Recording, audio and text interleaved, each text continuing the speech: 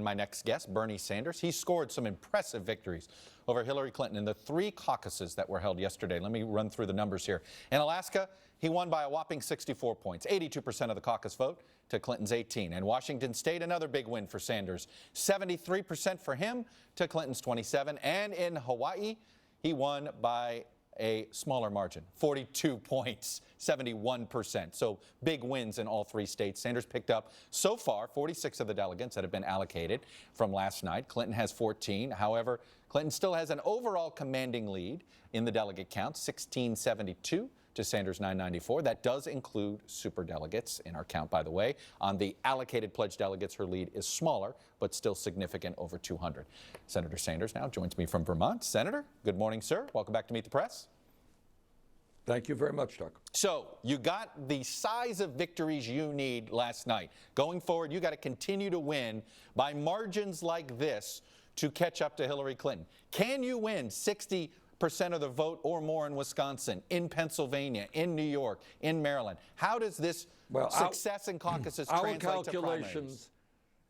Our calculations are that, in fact, we can win the pledged delegates. And at a time when we have the momentum, we have won 5 out of the 6 last contests in landslide fashion. In all of the national polling that I have seen, we are beating Donald Trump by much greater margins than his Secretary Clinton. We started this campaign at 3% in the polls, 60 points behind Clinton.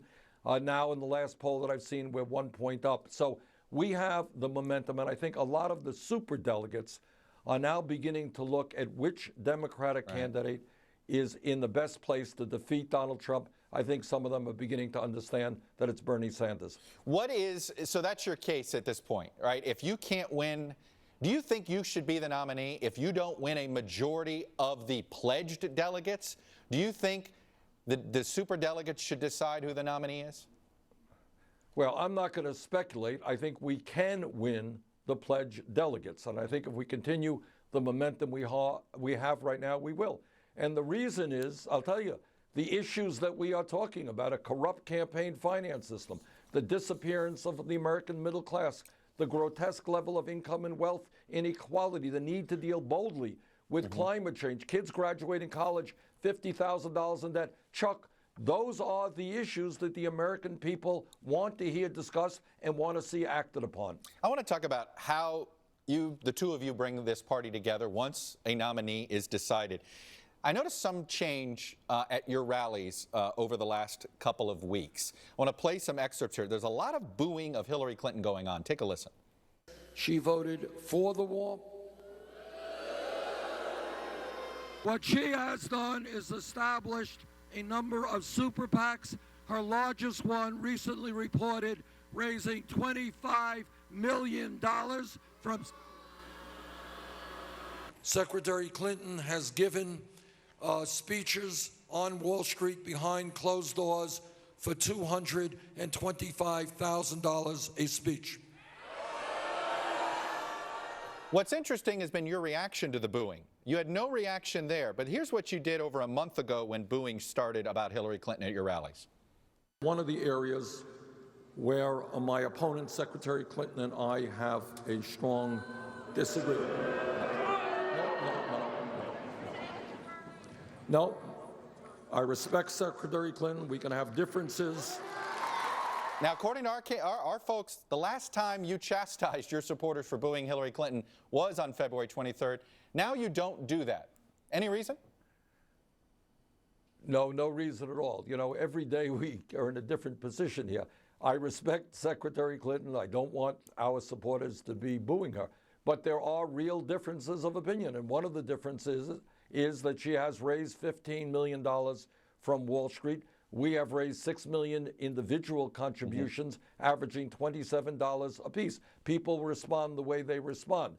But what we are trying to do in this campaign is to differentiate our positions from Secretary Clinton on the war in Iraq, on fracking, on how we raise money. That is what the American people want to hear. And by the way, one other point, Chuck, I would hope very much that as we go into New York State, Secretary Clinton's home state, that we will have a debate, New York City, upstate, wherever, on the important issues facing New York and, in fact, are you the country. worried she won't debate you anymore? Yeah, I do have a little bit of concern about that, but I certainly would like to see a debate in New York State. Very quickly, in a web interview last week, you seemed to set some parameters of some things, of demands that you would have of Hillary Clinton if she were the nominee, that she support Medicare for all, a single payer, $15 minimum wage, free public college, and that's what it would take to earn your support and your supporters' support. Is that correct? If she doesn't sign on to Medicaid for all, for instance, you won't support her as the nominee? No, I think that's a misinterpretation of what I said. Those are my views.